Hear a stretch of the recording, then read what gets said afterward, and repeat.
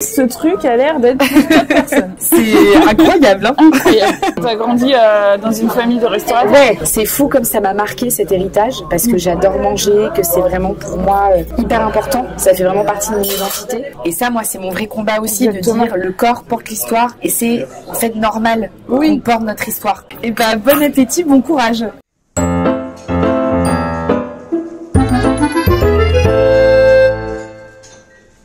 Donc je suis devant les fabricants et j'ai rejoint Solène. Bonjour. Hello. Comment vas-tu? Bah très bien, très bien. Je m'appelle Solène, du coup, Solène Petit, et je suis comédienne et metteuse en scène. Voilà. Et je travaille sur la question de l'alimentation. Spécifiquement, tu as fait d'autres choses? J'ai fait d'autres choses, mais en ce moment, t'es focus là-dessus. Voilà, c'est ça. Depuis bien 4 ans maintenant. Ah ouais. Ouais. Alimentation et rapport au corps. Et rapport au corps. Et le lien entre genre et alimentation. Ouais, très très intéressant. Du coup, et c'est toi qui es une fille de restaurateur? Ouais, tout à fait. Ouais, donc c'est ça aussi. Je suis fille de restaurateur, petite fille de restaurateur et arrière petite fille de restaurateur dans le Jura. T'as pas été dans la restauration? Et non, et j'ai pas été dans la restauration. C'est fou. Mais j'adore manger. Et petite, je disais justement que j'aurais à la fois un théâtre et à la fois un restaurant. Ok. Et les fabricants, tu connais? Et les fabricants, je connais très bien. C'est un restaurant où je viens assez régulièrement avec des amis. Donc pour moi, c'est un restaurant hyper familial, convivial, généreux. La cuisine est très bonne. Et en plus, je trouvais que ça représentait bien aussi le spectacle que là, je viens de finir et qui s'appelle Prendre Corps. Ok, tu nous en parleras. J'en parlerai. Dans un petit instant. Tout à fait.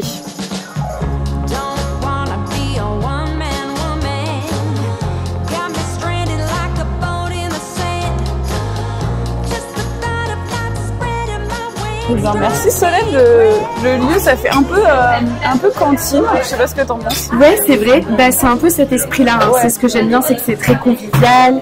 Les gens viennent, on mange bien, c'est copieux et c'est des plats simples, mais pas de chichi quoi. Enfin, où, du coup, il y a un esprit un peu cantine. Et moi, je sais que je viens avec mes amis, un peu comme ça, au débeauté aussi, et qu'à force, on connaît les gens. Donc, c'est vraiment cet esprit-là quoi. T'as un plat phare? T'as des choses que tu prends? Alors, j'ai un plat phare.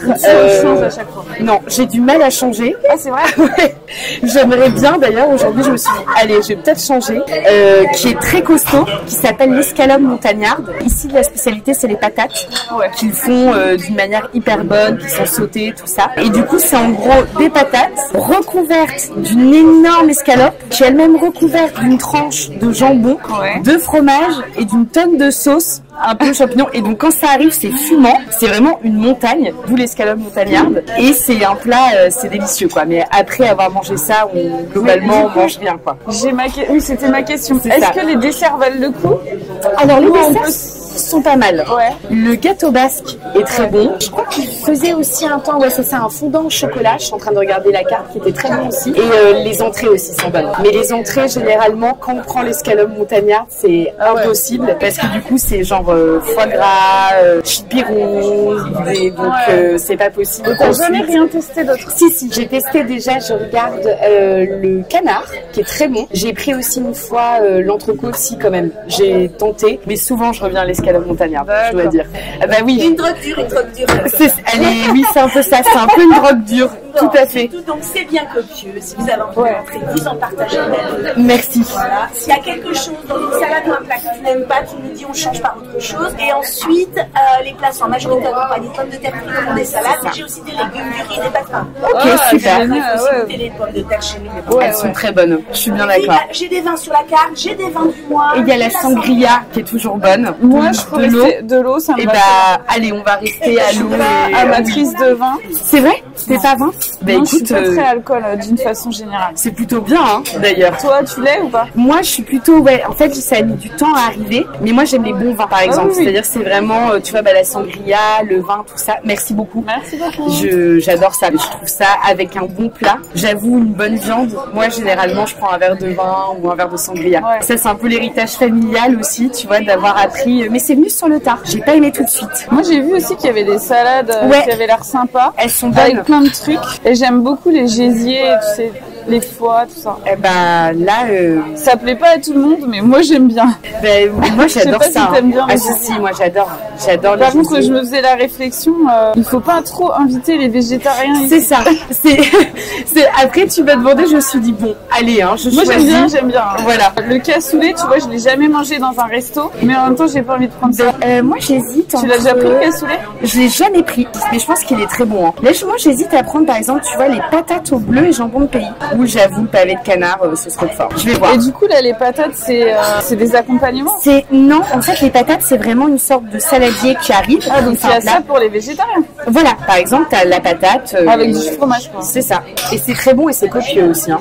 C'est des bonnes plâtrées aussi. Je sais pas si tu connais, il y a un resto qui s'appelle, qui fait un peu de la cuisine dans ce style-là, mince. Ils ont plusieurs adresses dans Paris. Ils font des trucs basques. Chez Papa? Ouais, chez Papa. Oui, c'est un peu le même style. C'est marrant que tu parles de Chez Papa parce que c'est un resto avec lequel aussi j'ai une histoire un peu rigolote. Ah ouais? Où ouais, on est allé beaucoup quand j'étais comédienne sur un projet qui s'appelle Vertige de Guillaume Vincent. Où on a beaucoup tourné et tout ça. Et donc dans la tradition des tournées, il y a le fait d'aller au restaurant. Et Chez Papa, moi c'est à la fois un restaurant pareil d'enfance parce que c'est une chaîne. Je suis déjà allée pas mal avec mon père et tout ça quand j'étais petite. Et une fois, quand on était en répète au T2G au Gennevilliers, on est tous allés dîner chez Papa. Et ce soir-là, il y avait le fondateur, vraiment le papa de Chez Papa, qui était là, tu sais, qui est représenté avec son chapeau et qui était au resto. Et du coup, il y a des photos de nous et de moi avec papa, de Chez Papa. Donc ça me fait rire, tu parles de ça. On avait passé une super soirée là-bas. Ça me fait penser à ça. Mais après, je sais pas, c'est peut-être meilleur ici, je sais pas. Franchement, c'est meilleur parce que après Chez Papa, c'est bon, mais c'est quand même une chaîne. C'est pas là, c'est vraiment familial. Ouais, c'est ça. C'est vraiment super bon, quoi.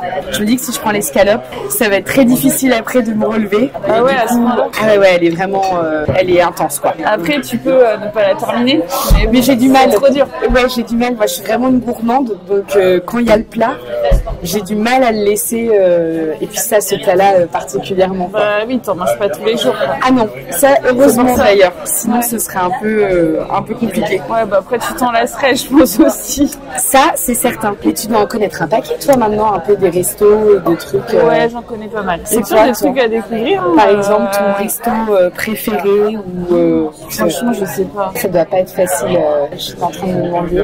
Bah, les fabricants, je l'aime vraiment bien. Quand tu m'as demandé. Tu peux pas choisir. Enfin, tu vois, il y a tellement de catégories entre les pizzerias, les restaurants végés, les asiatiques. Tu peux pas choisir. Impossible. Non, c'est vrai. Mais c'est vrai qu'il y a des adresses un peu phares où tu te sens bien, un peu comme à la maison. Et c'est vrai que pour moi, tu vois, les fabricants, ça en fait partie. C'est vraiment un lieu où en plus où je viens depuis que je suis ado. Surtout toi, t'as grandi dans une famille de restaurateurs. Ouais. Si tu vois, tu dis comme à la maison. Moi, le resto, ça sera jamais comme à la maison. Ah ouais. Alors que moi, c'est vraiment un endroit exactement où je me sens très vite.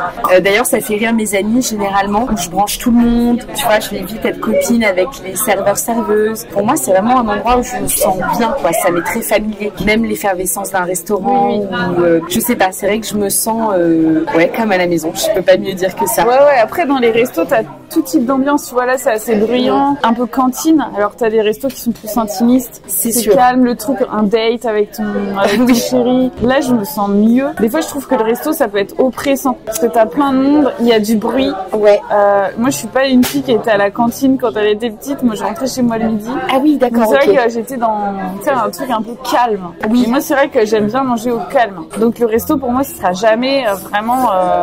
été un lieu de... Ouais, j'adore aller au resto. Y aller tous les jours. Ah oui, non.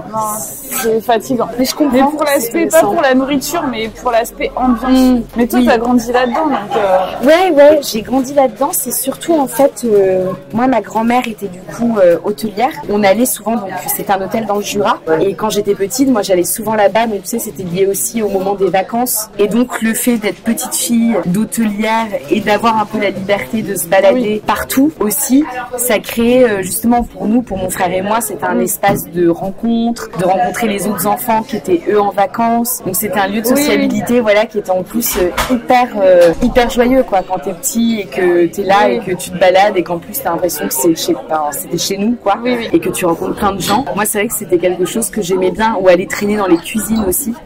Ça j'adorais. Ah, ça c'est trop bien.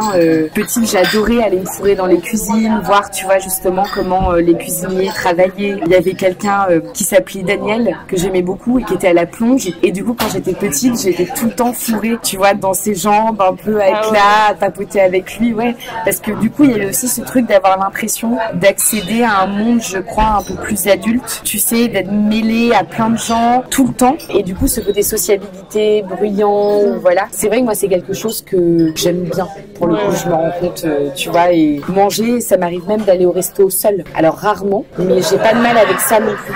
Avec le fait d'aller manger seul dans un restaurant, si je suis en déplacement ou machin, tout ça, tu vois. Et ça me gêne pas du tout. C'est même des ambiances, j'adore regarder les gens. Ouais, c'est un truc qui me plaît plutôt bien, quoi. Donc je me demande ce que tu vas apprendre du coup. Et t'hésites entre quoi et quoi? Alors j'hésite entre le pavé de canard sauce roquefort. Ouais. Léger. Ou bien les patates bleues et jambon de pays.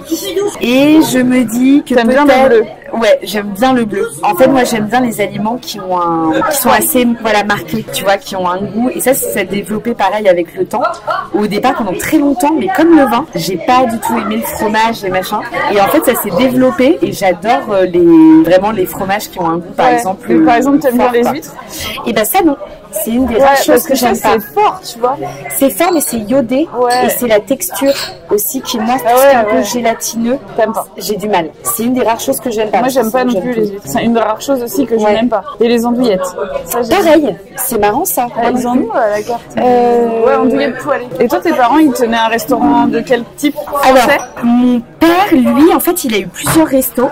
C'est aussi un restaurateur qui est concepteur, si je puis dire. Donc, il a eu un resto qui a été assez connu, qui a vraiment bien marché, qui se trouve, qui ne lui appartient plus aujourd'hui, qu'il a revendu, et qui a été son tube, en gros, qui s'appelle Dame Tartine, qui est sur la place Beaubourg, et qui a été un des premiers, en fait, à populariser un peu ce concept de tartine. Ah ouais? Ouais, mon père, en fait, c'est celui qui a conceptualisé ça. Dans les années...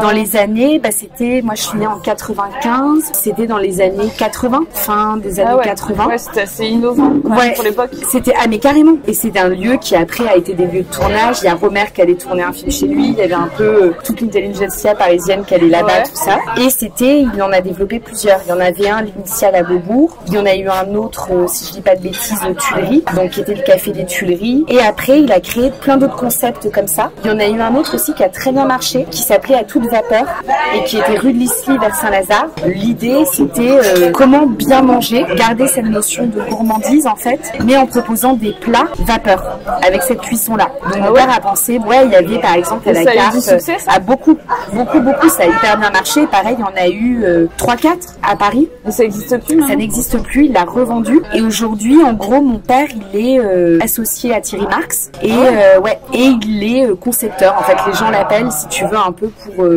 des projets. On lui dit, il a fait par exemple plein de restos là pour les aéroports, pour la gare du Nord. C'est lui qui avait fait l'Étoile du Nord, par exemple. En fait, il propose des projets, on l'appelle en disant, dans ce château, il faut un resto. Qu'est-ce que tu peux nous proposer? Avec quelle équipe, machin? Et donc, il propose. Du coup, il a plus de resto à lui. C'est plus une vie perso, quoi. C'est ça. C'est qu'il y a aussi cette chose-là quand on est restaurateur.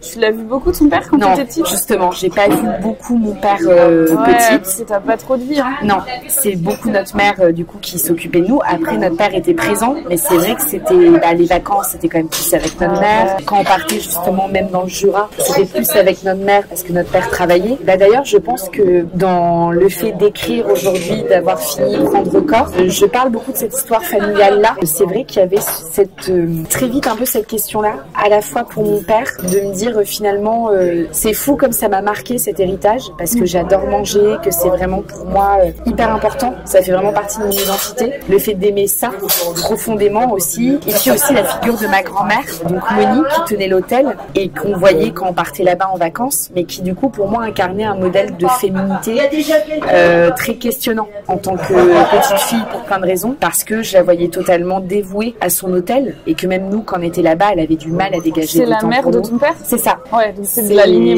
paternelle. Paternelle, exactement. Okay. Et c'est vrai qu'il y avait un truc où je me disais, waouh, c'est quand même spécial, enfin où je voyais bien que c'était une vie particulière. Et ma grand-mère d'autant plus, où je disais par rapport à la féminité, parce que, mais ça je l'ai appris plus avec le temps en grandissant aussi et en voyant. Ma grand-mère était anorexique, a été anorexique toute sa vie, même si voilà, après voilà. Ma grand-mère aussi était anorexique, même si personne l'a jamais dit, mais quand tu manges pas de féculents pendant 60 ans, c'est un peu suspect. C'est sûr. Et que tu prends jamais de dessert, même quand c'est l'anniversaire de tes petits-enfants. Par exemple, tu vois, moi, ma grand-mère, c'était pas, c'était une vraie gourmande, et c'est pour ça aussi que ça me fascinait. C'était à la fois. Mais toutes les anorexiques sont gourmandes.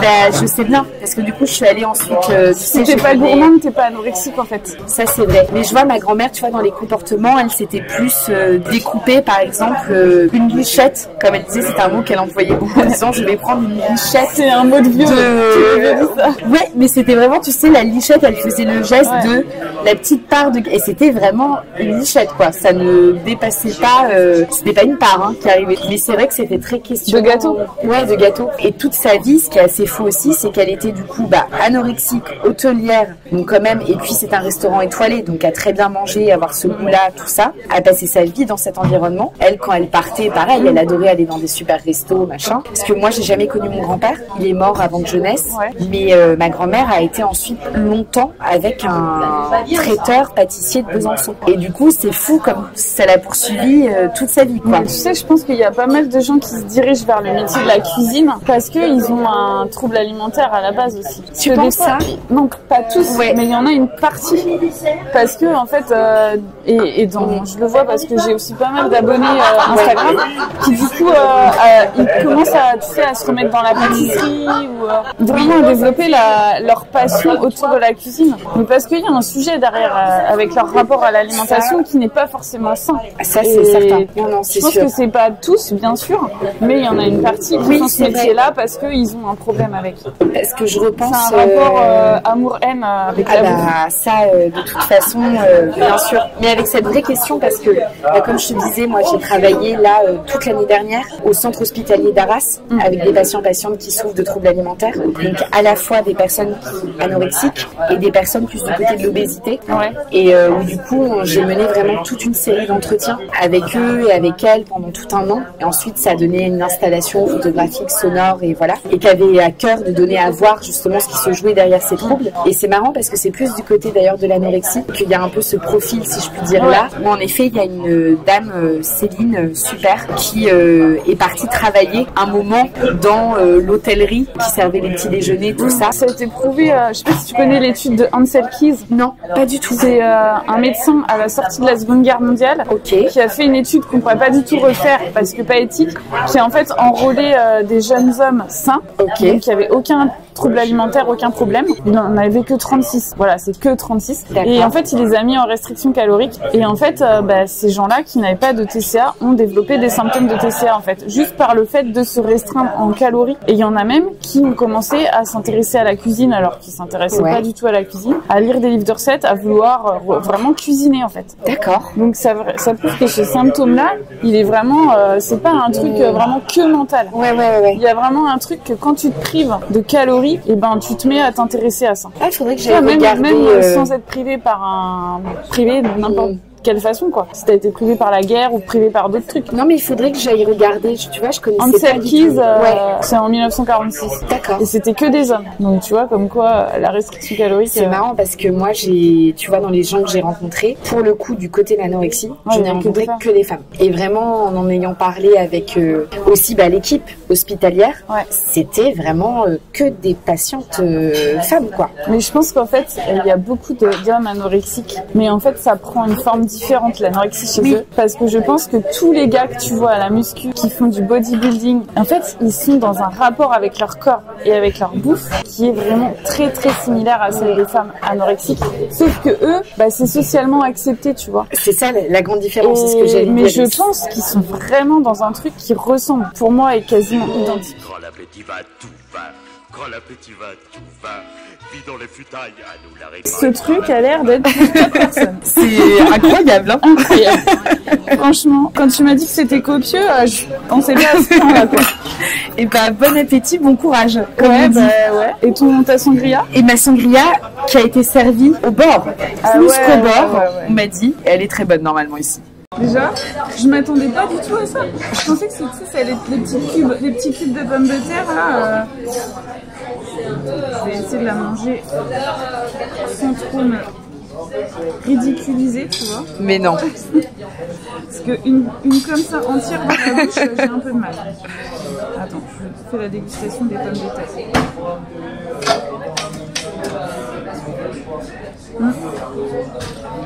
Elles sont très bonnes, effectivement. Ah.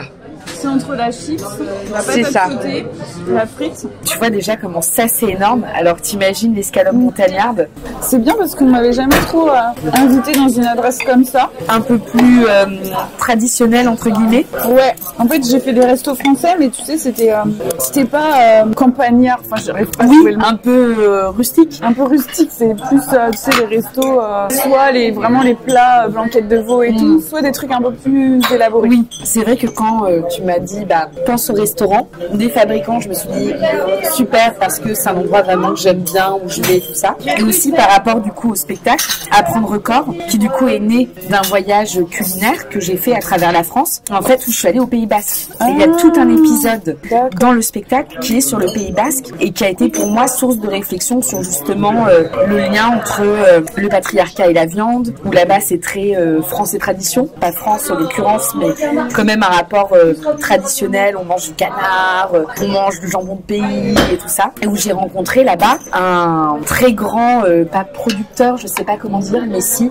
en gros éleveur, voilà merci, du porc quintoa, qui est un porc spécial en fait, je connais pas, et qui est délicieux et qui vient du Pays Basque dans les Aldudes. Le monsieur qui a développé ça s'appelle Pierre Oteiza, c'est une appellation protégée, et du coup là-bas ça a été une source de questionnement sur plein de choses. Ah ouais, alors qu'avant pas du tout? Si, mais ça s'est affirmé là-bas. Et aussi quand je suis allée à Compiègne, où là c'était pour aller questionner la notion de chasse et qu'est-ce qui se jouait dans en fait ces traditions de la chasse à courre, de quoi était-elle le nom aujourd'hui, voire en fait d'aller rencontrer un maître d'équipage pour échanger avec lui, essayer de comprendre ce qui justifie encore cette pratique-là, quoi, qui est quand même de l'ordre du plaisir pour le coup et qui est pas de l'ordre de la nécessité, qui vient vraiment d'une tradition de la Renaissance avec François Ier et tout ça. Et du coup je trouvais que venir tout ça pour dire ici, c'était un bon moyen vu que le spectacle met vraiment l'accent sur le lien entre le patriarcat, la viande et aussi ce qui se joue dans ces rapports de domination. Et je trouvais que c'était un bon clin d'œil de venir ici parce que c'est en effet un resto très viandard.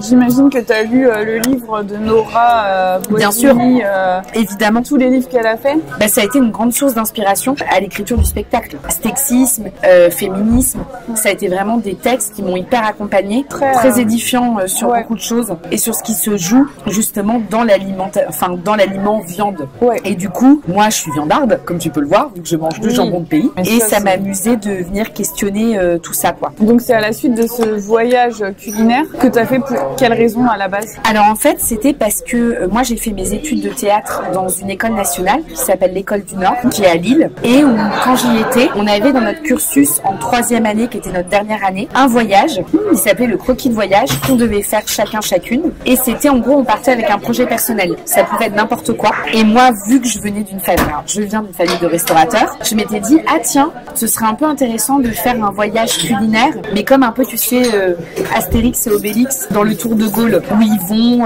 dans plein de destinations et ils reviennent avec des spécialités. Donc je m'étais dit, pourquoi pas faire mon Tour de Gaulle culinaire, quoi. Ouais. Et en fait, en partant, je m'étais dit, je vais aller rencontrer des éleveurs, des producteurs, productrices, des restaurateurs. On va échanger sur cette question de l'alimentation, sur tout ça. Et en fait, en partant, Moi, il se trouve qu'à ce moment-là, je me suis séparée. J'ai vécu un gros deuil amoureux. C'était un voyage qu'on faisait en sac à dos sans portable. C'était entre les 2 confinements Covid. Donc, tu vois, même le contexte était particulier. Et en fait, en partant, je me suis tout de suite dit, je sens que ce voyage va être un voyage aussi un peu identitaire, quoi, pour moi. Et en fait, ça va pas être que des rencontres. À la base, tu devais partir avec ton conjoint?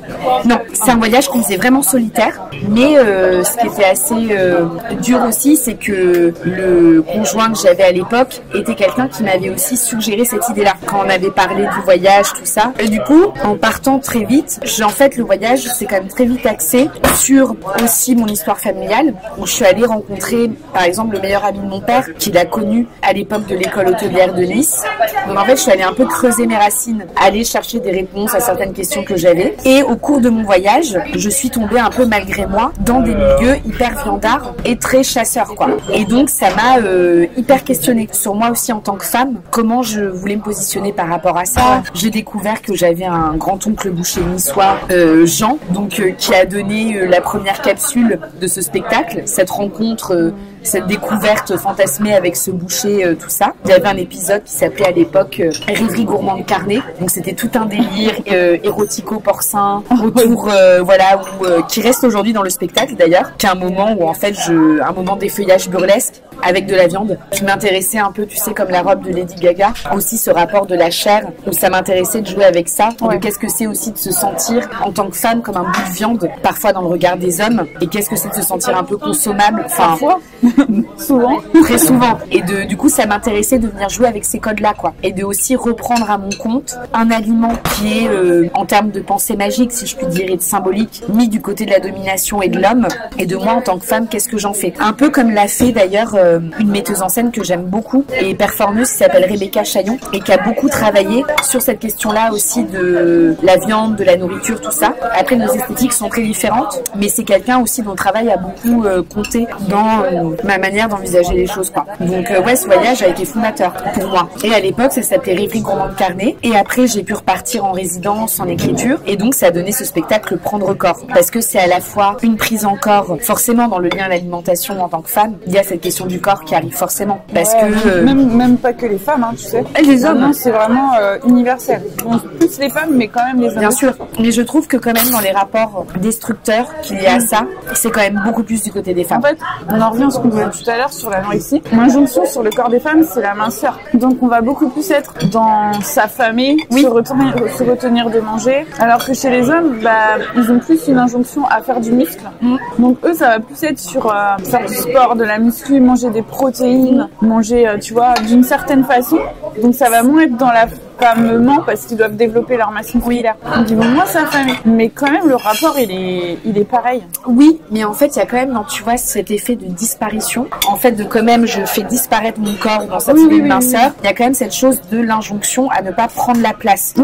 Aussi, tu vois, parce que prendre l'espace, quel qu'il soit, je veux dire corporellement et tout ça, c'est gênant. Quand même, il vaut mieux ne pas trop le prendre. Donc ça vient pas se jouer en effet de la même manière. Et ça, c'est vrai que ça a été un gros questionnement pour moi et aussi ce que ça dit de cette question identitaire. Ce qui m'a beaucoup bouleversée, par exemple, dans le travail que j'ai fait à l'hôpital, c'est qu'en fait, tous ces troubles alimentaires, c'est aussi cette question de l'identité. C'est qui je suis, quoi. Vraiment, moi, c'est revenu tout le temps. De dire, est-ce que le corps que j'ai, c'est vraiment ce que je suis, profondément? Est-ce que ça correspond à, mon âme, quoi? Pour moi, ce problème-là, il est très induit par la société, en fait. Ah bah, totalement. Parce que, en fait, c'est la société qui dit que ton corps, c'est toi. Enfin, que tu dois être assimilé à ton corps. Et je pense qu'il y aurait pas ce focus omniprésent sur le corps. On en ferait beaucoup moins un sujet du corps. Mais c'est aussi une pensée très judéo-chrétienne, vu que le corps depuis longtemps est l'outil et le lieu un peu de tout ce qui ne va pas. Oui, mais de toute façon, notre société actuelle, tu vois, en Occident, elle découle aussi de tout ce qui est judéo-chrétien d'avant.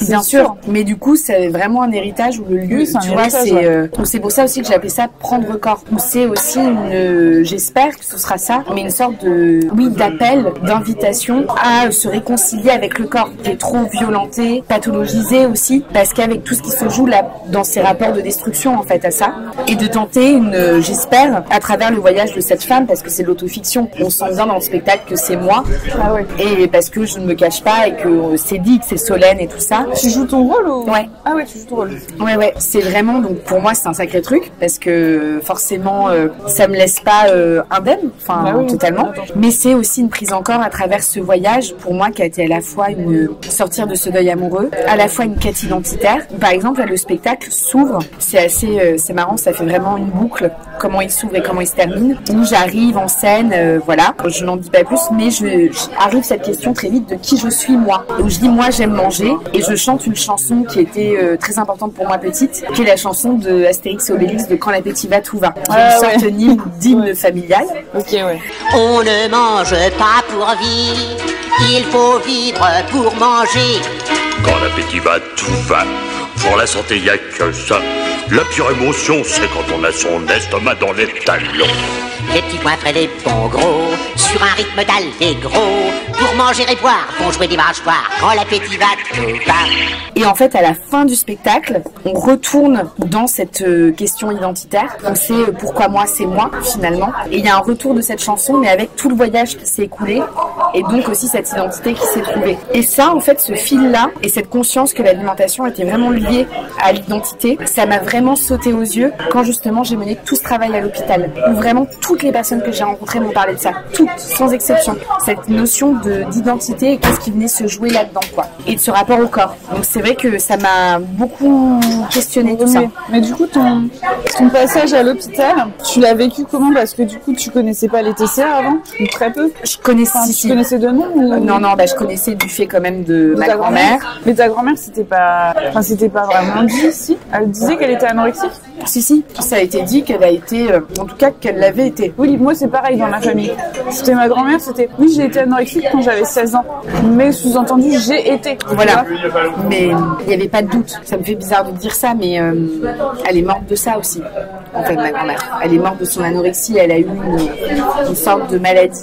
C'était quelqu'un qui était très en forme, très belle femme et qui avait une pêche. Tu vois, on disait tout le temps en rigolant, elle nous enterrera tous, quoi. Ouais. Elle a eu une maladie comme une sorte, ça va pas être très ragoûtant, mais une sorte de gastro, tu vois, qu'elle n'avait jamais eu de sa vie. Et elle n'a pas su comment le traiter parce qu'elle n'avait jamais eu ça. Et elle est morte de ça, quoi. Totalement de déshydratation, Elle avait quel âge?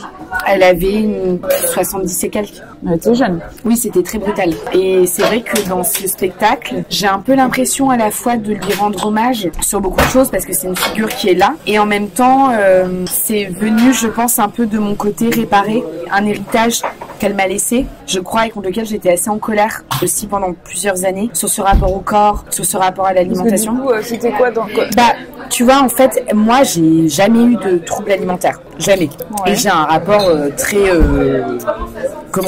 gourmand, enfin, tu vois, voilà, très libre à l'alimentation et tout ça. Mais ma grand-mère a quand même induit, quand j'étais petite ou adolescente, il y avait cette question de, par exemple, j'essayais un vêtement, elle pouvait pas, même quand je faisais une taille 36, en fait, avec elle, j'avais toujours l'impression de faire une taille 46. Parce que elle critiquait immédiatement ton corps. C'était tout de suite, moi, ça m'irait mieux à moi. Enfin, tu vois, des choses comme ça. Ouais. Et je pense que profondément, c'était pas méchant de sa part, mais que c'était un vrai rapport, elle, conflictuel. Ça a pris du temps pour moi de l'accepter, de le conscientiser aussi, de me dire qu'en fait, c'était pas normal ce qui se jouait là, quand j'étais ado et tout ça avec elle. Et quand j'en ai pris conscience, ça a réveillé une sorte de colère, et aussi dans son rapport aux hommes, qui du coup était dans un truc, elle était beaucoup dans la séduction. Ah oui, ça c'est marrant pour une anorexie. Énormément, ma grand-mère. Parce qu'en général, l'anorexie, ça te casse un peu ce rapport-là aux hommes. Peut-être elle était boulimique aussi, non? Non, elle a toujours cherché mais je pense pareil malgré elle. Tu vois, je sais pas si c'était conscient, c'était une femme très indépendante, très en avance aussi sur son époque, sur beaucoup de questions. Mais il y avait ce côté, besoin de séduction, quoi. Et que je voyais moi présent, petite, et qui, je pense, est très éloignée de moi, ce que je suis. Tout ça, voilà, je me suis retrouvée un peu avec tout ce package à me dire, bon, alors qu'est-ce qu'on fait de tout ça, quoi? Qu'est-ce qu'on vient en dire? Et d'où aussi ce désir d'écriture et de plein de choses, quoi. Et ta grand-mère, elle a eu juste ton père ou elle a eu d'autres enfants? enfants? On a eu mon père. Donc elle n'a pas eu de fille. Donc elle aurait pu transmettre ses traumas. Et ton père, ça va, il a un rapport... Mon père, il a un rapport pareil, sain à l'alimentation. Mais il est restaurateur, quoi. Enfin, je veux dire, tu vois, ça s'est transmis différemment. Mais pour le corps et tout ça, il n'est pas... Non.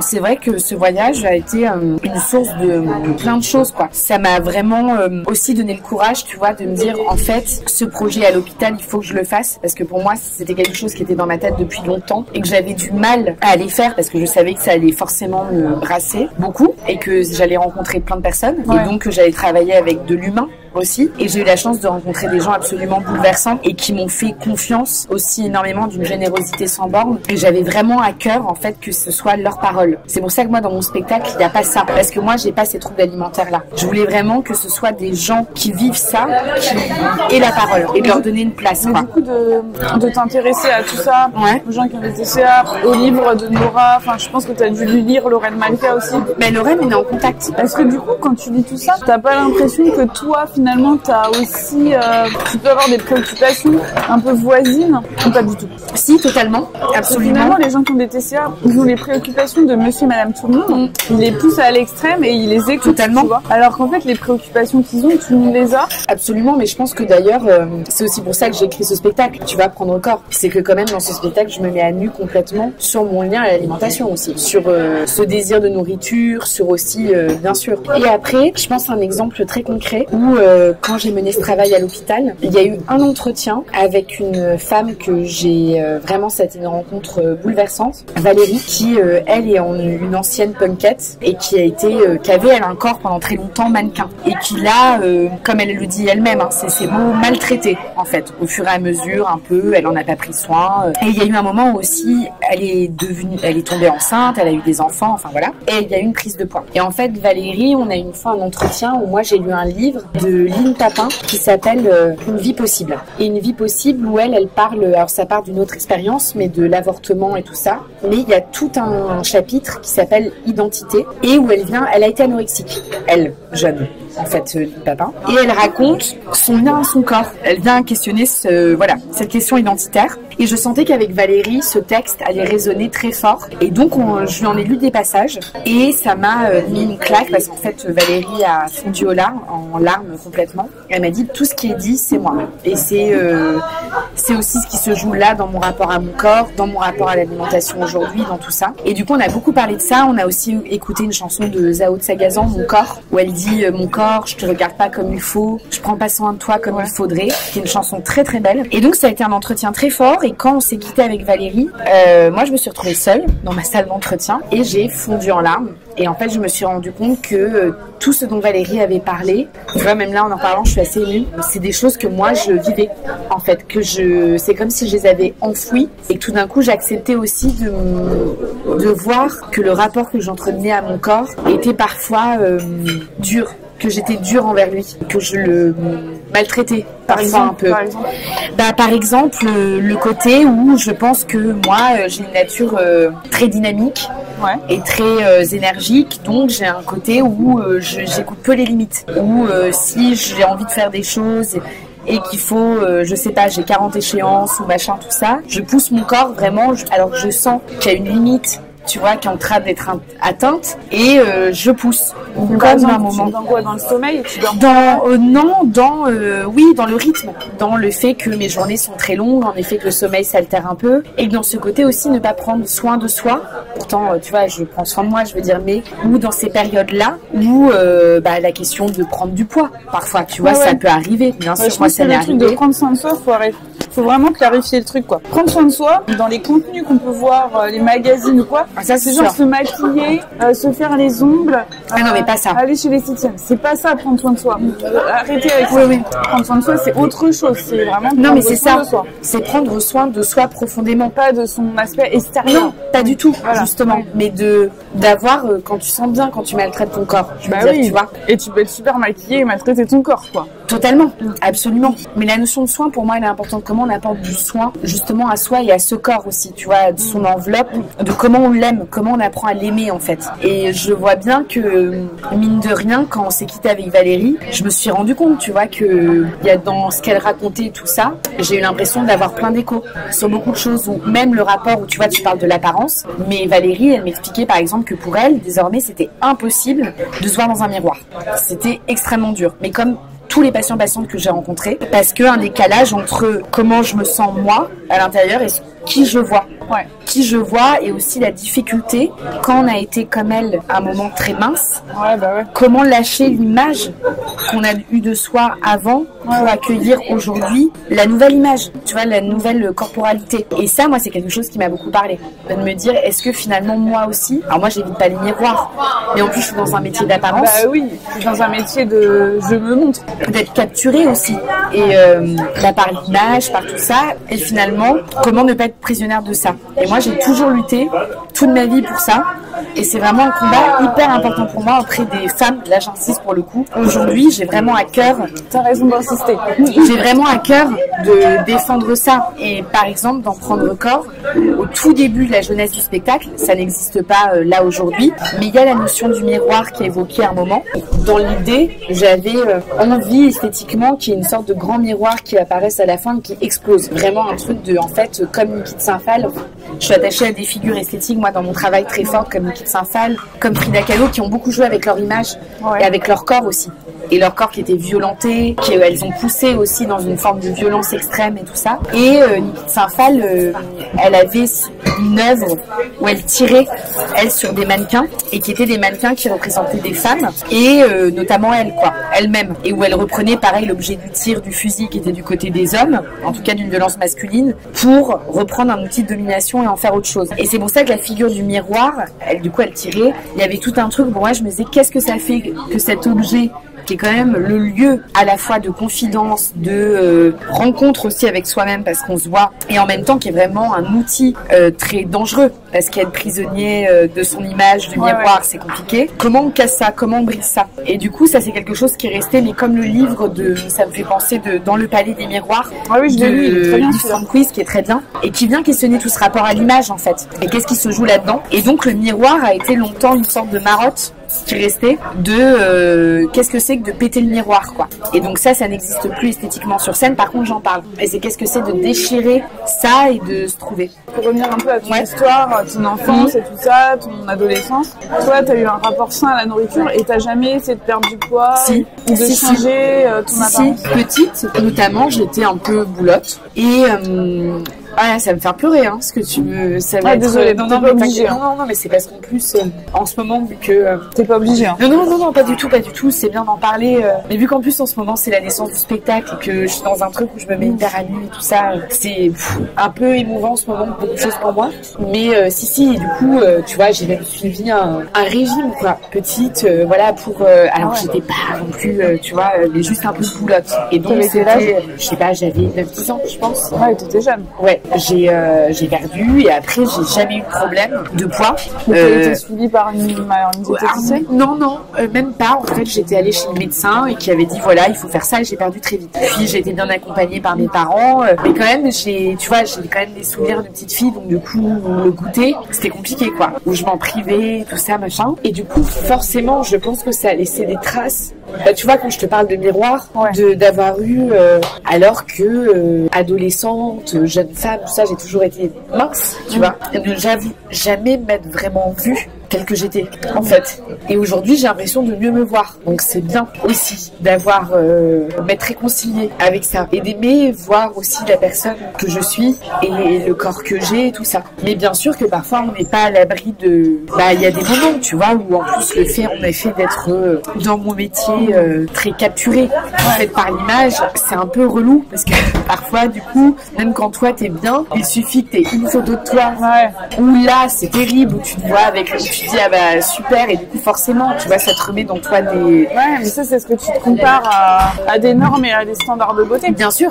Et évidemment. En fait moi ce que je me rappelle tout le temps c'est que de toute façon tu seras toujours la grosse de quelqu'un et la maigre d'une autre. Oui, c'est sûr. Quand tu dis ça, tu remets un peu l'église au milieu du village, tu te dis bon bah c'est comme ça en fait.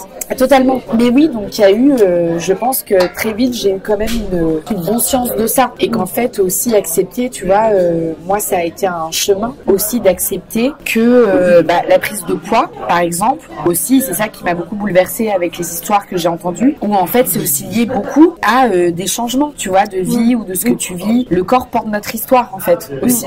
Et ça, moi c'est mon vrai combat aussi. Exactement. De dire le corps porte l'histoire et c'est en fait normal qu'on porte notre histoire. Et donc c'est comme tes rides quoi. Bien sûr. Tes marques du visage, tes cicatrices, tes brûlures si t'en as eu. C'est ça. Et d'accepter ça en fait, que aussi la prise de poids, j'en sais rien, on déménage, hop, c'est un changement dans sa vie, donc on prend du poids. Tu parlais de date un moment, oui, tu te mets en couple, hop, tu cuisines plus, donc tu prends du poids. Enfin, il y a plein de raisons, et que c'est bien et que c'est pas grave en fait, mais que du coup d'accepter. Et je pense que ça pour moi ça a été très libérateur et réparateur, d'accepter que le corps en fait vraiment portait une histoire et portait notre propre histoire. Et souvent les prises de poids sont pas forcément les moments les plus négatifs, c'est même ça souvent peut les être moments positifs, et c'est plutôt les pertes de poids qui sont dans des moments négatifs quoi.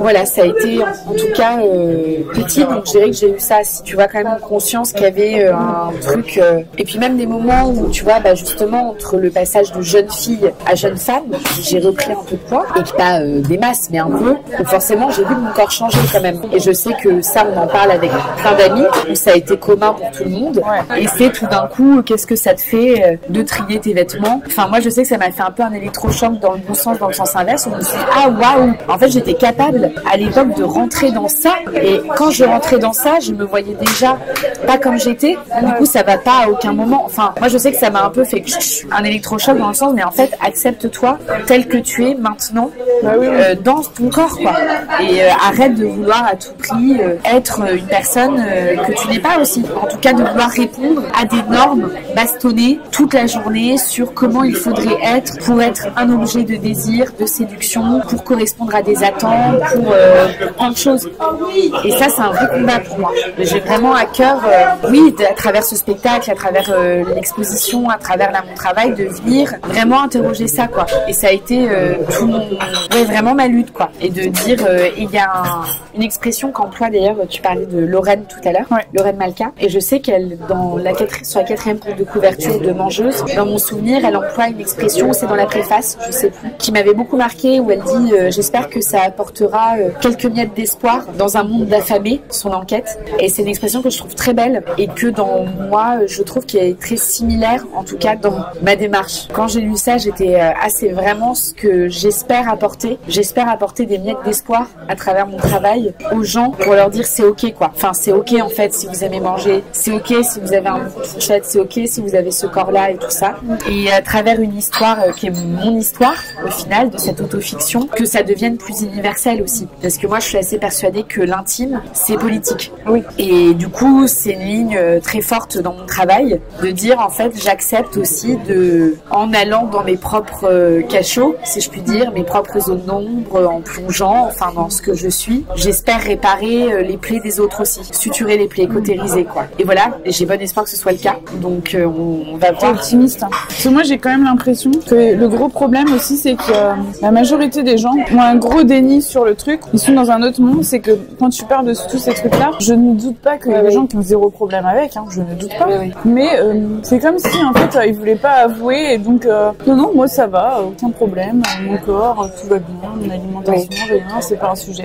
J'ai l'impression qu'il y en a beaucoup qui me disent mais non ça me concerne pas vos trucs là, c'est drôle, ça me concerne pas, et en fait j'ai l'impression qu'au contraire ça concerne beaucoup de gens. Ils veulent pas se l'avouer à eux-mêmes parce que c'est trop dur en fait, ils préfèrent rester dans leur petite croyance qui les maintient en sécurité, parce que mine de rien ces croyances que t'as, ça te maintient en sécurité, parce que quand tu fais effondrer tout ça, là tu perds un peu pied quoi, parce que t'as plus tes fondations. Mais c'est drôle parce que tu dis ça, parce que pour le coup moi c'est pas trop ce que j'ai vu. T'as été voir des gens qui étaient à l'hôpital, t'as vu? Oui. Non, mais tu vois, même, en tout cas, les gens que j'ai pu accompagner, et c'est dans ce sens-là que je dis, j'espère, ne serait-ce que pour eux et que pour elles, que ça peut bouger du bout.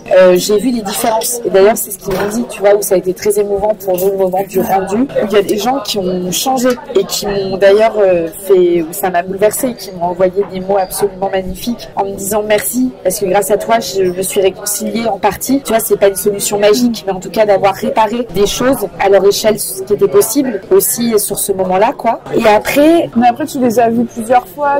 Oui, plusieurs fois. Je pense que ça joue parce que si tu fais juste un speech de 5 minutes avec quelqu'un, peut-être. Là, il se braque, il part, non, ça me concerne pas, au revoir. Donc toi, c'était plus progressif, plus doux, et c'est là que le travail peut commencer à se faire. Ouais, t'as probablement raison. Il faudrait que je fasse des tests. Mais parce que là, j'ai eu, c'est marrant, parce que forcément, quand on crée un spectacle, et moi j'adore faire ça, on fait ce qu'on appelle de la médiation culturelle, donc ce qui est un moyen d'aller rencontrer des publics divers et variés pour préparer la réception du spectacle. Et du coup, là, je vais aller rencontrer un groupe dans 2 semaines qui sera là à la première et qui est déjà un petit groupe choisi en fait, où il y a eu la médiatrice du théâtre qui allait les rencontrer, qui leur a exposé le propos, ce qui était la pièce, tout ça. Et c'est assez étonnant parce que, ça m'a fait sourire. Je me suis dit, en tout cas, je me suis pas trop trompée. Tous les hommes du groupe ont dit non au spectacle. Ah ouais? Ouais. Et du coup, c'est toutes les femmes qui se sont inscrites pour la pièce. C'est pas étonnant. Quand même, parce que tu vois, dans plein d'autres, il y a aussi beaucoup d'hommes que ça intéresse et qui vont venir et ça. Mais dans ce groupe, ça a été radical. Et ça m'a même fait bizarre. Je me suis dit, ah oui, c'est du coup, il y a quand même un truc sensible là, qui se joue. Je me suis dit, ah bah oui, donc là, il y a un vrai braquage. Enfin, il y a en effet un refus d'aller voir ça. Il y avait vraiment, je sais pas si c'est de la poitrine fumée ou quoi, mais il y avait vraiment les petits os, tu vois. Donc c'est vraiment de la poitrine de qualité, je pense. C'est très bon, mais c'est très copieux.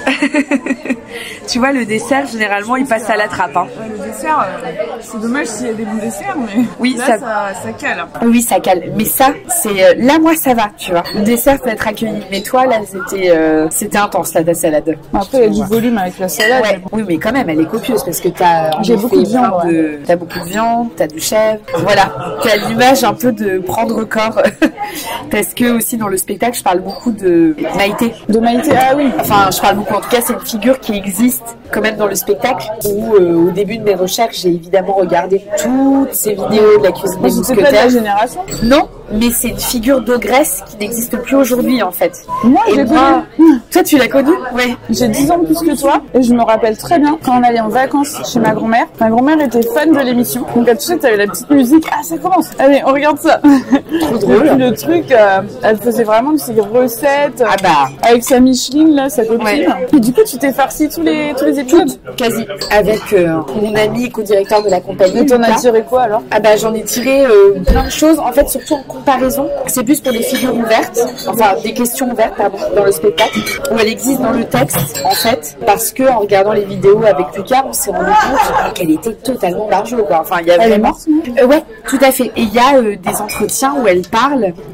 Et que j'adore en disant pour moi la vraie cuisine c'est par exemple ce qu'on mange je me dis c'est du beurre, du gras, voilà un truc comme ça. Et dans ces vidéos la cuisine des mousquetaires, ce qui est fascinant c'est qu'aujourd'hui ça ne passerait plus du tout à la télévision. Pourquoi? Parce qu'il y en a une par exemple où elle est là et sa recette c'est la recette de l'agneau et elle commence en ayant vraiment un agneau vivant dans les bras avec en dessous la carcasse de l'agneau mort. C'est quand même concept, tu vois, mais que des trucs comme ça. C'était elle qui était à l'initiative de ce truc-là ou elle avait un directeur artistique? Ah ça je sais pas. Parce que c'est peut-être juste une comédienne qui écoutait ce qu'on lui disait de faire. Je suis pas sûre. Vraiment, on sentait quand même un truc assez viscéral. Parce que pour le coup, tu vois, dans ses entretiens, quand elle en parle, après, je pense que forcément, il y a eu une sorte de... On tire le fil, bien sûr, tu vois, de ce côté ogresse et tout ça. Mais quand même, c'est vraiment un truc où il y a d'autres vidéos où, pareil, t'as une carcasse de viande étendue comme ça et elle est là devant. T'en as une autre... Non, mais il y a des choses incroyables. T'en as une avec une autruche vivante qui se balade et il y a un gros œuf d'autruche posé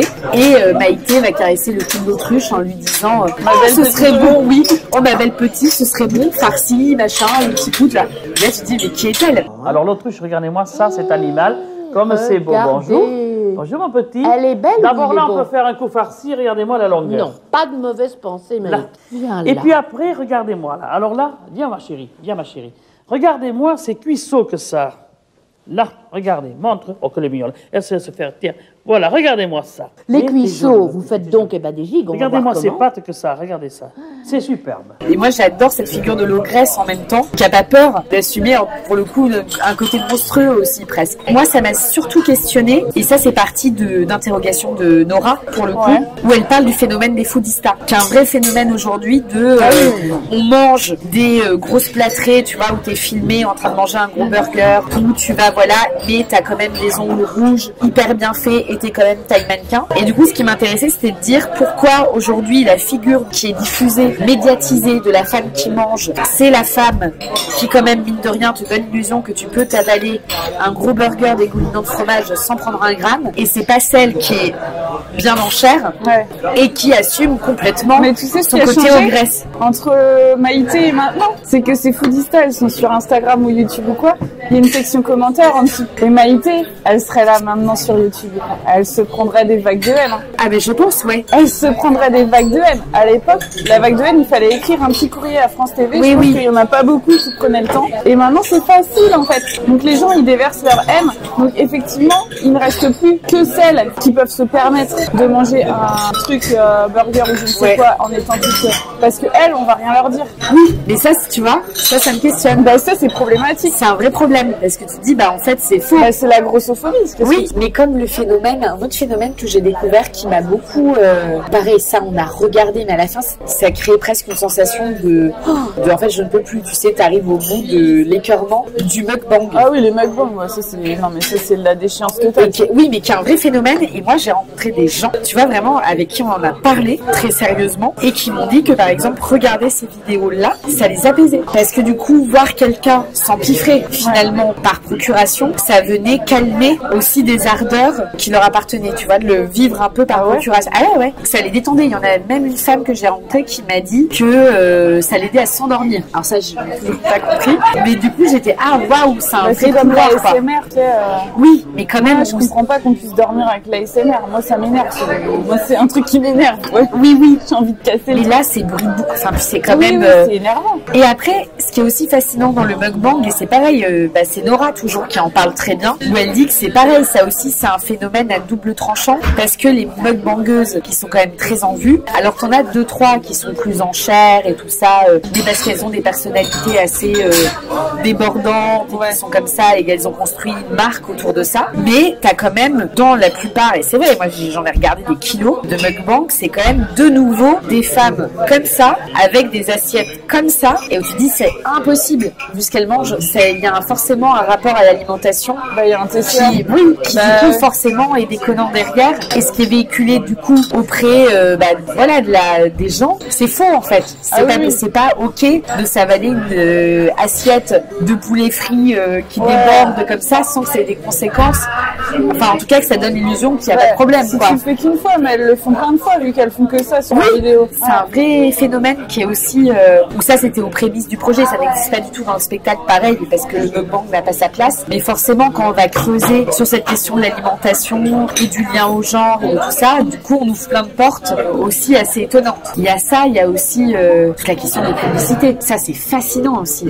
La publicité avec la pensée magique, tout ça, c'est extraordinaire. Et ça a créé pour le coup un vrai tableau dans le spectacle. Parce que la publicité autour de la nourriture, c'est le lieu par excellence des injonctions contradictoires de ayez du plaisir à manger, soyez sensuel avec votre nourriture et en même temps ne grossissez pas. Enfin, il y a tout un truc comme ça. Que pour les femmes. Pour les femmes. Et dans la mise en scène de ça, on effet des yaourts perles de lait ou plein de choses, quoi. Et de voir à l'inverse dans le pub Burger King ou Charal, ça c'était très intéressant aussi au départ de mon enquête, de voir comment c'était mis en scène ces questions-là.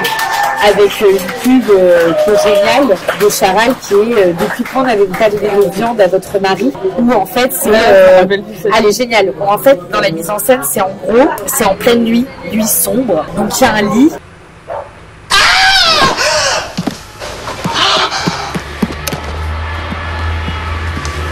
Il m'a mordu. Mais pourquoi est-ce que tu m'as mordu? Mais regarde ce que tu as fait. Oh, mais qu'est-ce qui t'a pris? c'était quand n'avez pas donné de viande à votre mari. Donc ouais, non, ça va loin, tu vois, il y en a plein comme ça. Et c'est vrai que du coup, moi, j'avais envie que ces slogans contradictoires apparaissent dans le spectacle. Donc avec une performeuse musicale qui s'appelle Oxney, on a créé tout un morceau qui s'appelle La Radio Injonction et qui est basé sur ces slogans-là et qui intervient à un moment très spécifique du spectacle et qui est un morceau qui dure 2 minutes et quelques qu'on a composé ensemble. Et voilà, donc on s'est amusé aussi avec tous ces codes-là pour les détourner et en faire autre chose. Voilà un peu. Très intéressant. Donc on a pris un café parce que vraiment, si vous venez ici, je pense que le soit dessert, il faut pas finir son plat, soit il faut avoir très faim. C'est ça. Mais bon, le gâteau basque, il faudra revenir pour le gâteau basque. Exactement. Et c'est quoi l'intérieur? C'est de la cerise ou c'est de la crème? Non, c'est de la crème. Mais là, c'est la version crémeuse dans mon souvenir. Ah, donc après, encore oui, c'est bam, vraiment jusqu'au bout. En fait, quand tu regardes leur dessert, il n'y a aucun truc genre salade de fruits. Ah non, du tout. Glace. Ah, non. Toi, une petite glace encore, ça peut passer. Ça peut. Un sorbet ou un petit truc.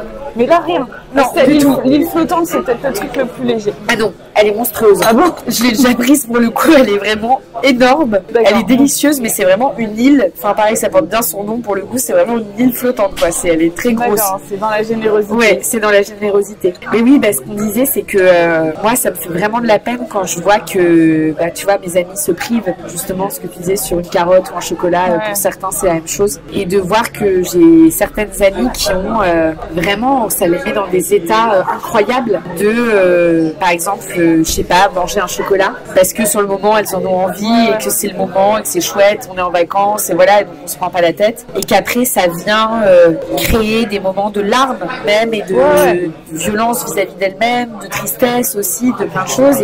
Mais pour moi, quand on en arrive à des états comme ça, on a un TCA. C'est ça. Quand on arrive à des crises de larmes pour un bout de chocolat ou pour un aliment quel qu'il soit, pour moi, c'est qu'il y a un TCA, même si le poids est normal, même si on mange 4 repas par jour, même si on n'a jamais sauté de repas, c'est un TCA, tu vois. Même si on s'est jamais fait vomir. Ah oui, vraiment, tu vois. Bien sûr. Et c'est pour ça que je pense qu'il y a vraiment plein de gens qui ont des TCA sans savoir parce qu'on parle que des cas vraiment patents, que des cas extrêmes où tu as des vomissements, des grosses pertes de poids, des grosses prises de poids, des jeûnes prolongés. Vraiment des gens qui sont arrivés à un extrême. Mais on est malade bien avant ça, en fait. Totalement. Je me dis un peu parfois comment faire, quoi. Vraiment, comment faire pour que renouer avec le plaisir, avec ça aussi. Avec ton spectacle, avec ma chaîne. Je pense que plus il y a de gens qui vont parler de ce sujet. Totalement. Ça, parce qu'en fait, le truc, c'est que c'est un sujet soit tabou, soit c'est un sujet, c'est un peu léger, tu vois. Enfin, l'alimentation, c'est pas un sujet. Enfin, voilà, tout le monde sait manger, c'est pas la peine de nous embêter avec ça. En fait, non. Et il y a aussi ce que tu disais tout à l'heure, ça m'a pas mal frappé. Où tu sais, tu disais, en fait, on les connaît mal, ces troubles, ces TCA. Et en fait, t'as raison. Moi, c'est vrai que je me suis rendu compte, et c'est pour ça aussi que j'ai fait le travail à l'hôpital. En fait, tout le monde au courant que ça existe. Mais par contre, vraiment, il y a peu de personnes dans le fond qui savent vraiment ce qui se joue. Tu vois, c'est que c'est des troubles très connus, mais paradoxalement mal connus. Oui, mais ça, c'est parce que c'est le travail des journalistes. Enfin, en fait, c'est les gens, comment ils se mettent au courant des choses. Ils lisent des livres, ils regardent la télé, ils regardent l'internet. Et c'est parce que l'image qu'on a dans les films, dans les théâtres, c'est parce que on en met une image, une certaine image. Donc les gens, ils ont appris que ça, c'était ça et ça. Et c'est pareil avec tout. Quand tu vois le problème de la culture du viol, c'est la même chose pour moi. On nous a appris que le viol, c'était dans un parking, un mec chelou qui va te sauter dessus et qui va te violer. Alors qu'en fait, le viol, c'est pas que ça, tu vois. Mais du coup, dans l'imaginaire des gens, c'est ça. Et l'alimentation, l'anorexie, c'est l'ado qui est toute maigre, qui mange rien. Et il y a aussi... t'as qu'une seule représentation, alors que c'est vrai. Ça. Et trouver aussi les témoignages, finalement, c'est pas si évident. Parce que je sais que moi, avant d'entamer le projet, évidemment que je suis allée me documenter quand même. Et il y avait un livre dont j'avais beaucoup entendu parler, que la génération de nos parents connaît bien, pour le coup, qui est Le Pavillon des enfants fous de Valérie Valère.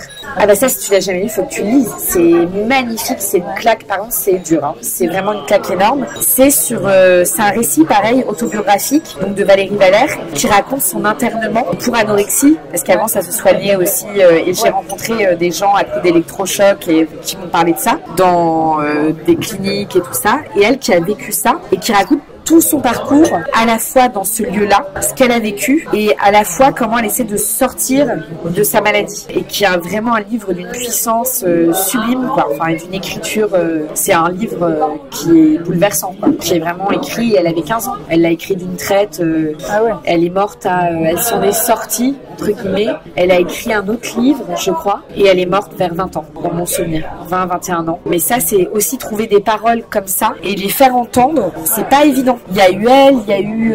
Après, c'est Lorraine qui en parle très bien dans Mangeuse, qui a trouvé aussi plein de sources différentes, ne serait-ce que la philosophe Simone Weil aussi, qui était anorexique complètement et qui explique tout ce lien aussi qui est, elle, lié à une forme de spiritualité, aussi dans ce décharnement, on se rapproche d'une essence qu'elle dit plus pure, entre guillemets, et presque d'une source divine. Et il y a eu des grandes mystiques anorexiques, donc enfin, il y a plein de témoignages, mais il faut aller les trouver, essayer d'ouvrir. Et c'est une part des anorexiques. C'est ça, c'est pour ça que je dis, c'est plein de témoignages. Parce que moi, tu vois, je me suis jamais reconnue dans le discours anorexique veut annuler sa féminité, veut ne plus être une femme. Je me suis jamais reconnue là-dedans. Et tu vois, le témoignage de ta grand-mère, enfin, c'est pas un témoignage, mais l'histoire de ta grand-mère, ça prouve que non, puisque en fait, elle voulait être dans la séduction et donc totalement. Donc ça prouve qu'il y a vraiment pas un profil, il y a pas une anorexie, il y en a de multiples. Et les motifs, enfin tout ce qu'il y a derrière, c'est différent. Mais au final, ça aboutit sur le même truc, c'est le contrôle du poids du corps et c'est ça en fait.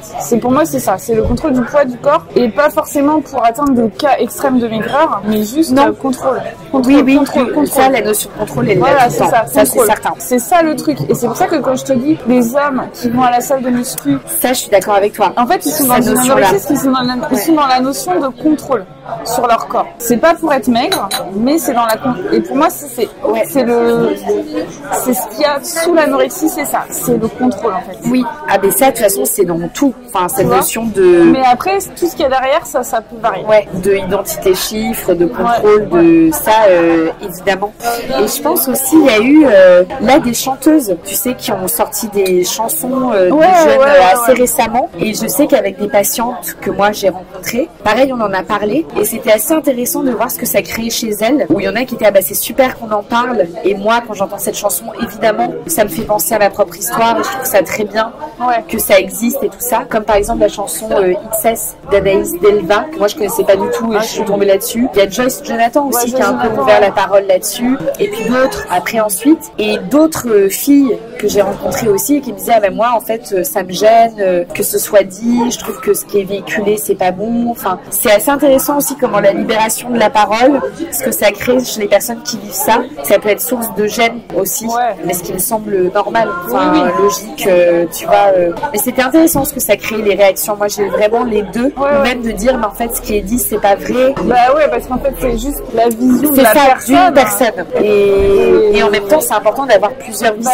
Oui, c'est important que les gens en parlent, même si c'est pour en parler pas forcément de la manière la meilleure, au moins que ça puisse être dit, que ça existe quoi, que ce soit entendu. En tout cas, merci beaucoup Solène. Écoute, merci à toi, c'était un très bon moment. Et merci pour la découverte de cette... Je t'en prie, donc à savoir que quand on vient ici, il faut pas avoir mangé avant, et pas prévoir de manger après, parce que laisser un peu le temps de la digestion, mais contente que ça t'ait plu.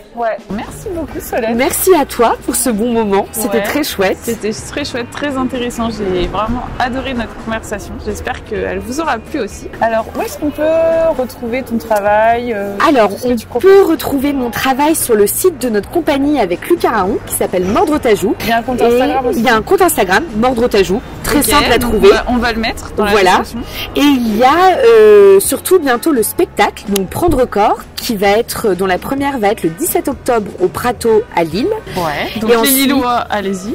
Tout à fait, on vous attend. Et ensuite, qui va tourner toute la saison dans les Hauts-de-France, dans le sud de la France, au théâtre d'Arles, notamment le 17 janvier, où il y aura d'ailleurs une conférence avec une amie, Suzanne Debec, qui fait son spectacle Tenir debout, et on parlera de la notion de corps et de féminité. Ça, ce sera le 15 janvier, donc vous êtes les bienvenus aussi. Et il y a en parallèle l'installation, du coup, Prendre corps aussi, le pendant indépendant qui va tourner pareil dans les Hauts-de-France, qui est en ce moment à Lille, qui va continuer à être à Lille et à Los jusqu'au 28 novembre, et ensuite qui va aller à Amiens, à la galerie Totem, fin janvier, en février. J'ai hâte de voir tout ça, hâte que ça passe à Paris. Pareil, on a hâte aussi. Et on ne manquera pas de vous dire si ça passe à Paris. Et ben merci à vous d'avoir regardé la vidéo jusqu'au bout. N'hésitez pas à la liker, la partager et à la commenter. Et on se dit à la prochaine vidéo. Bye bye.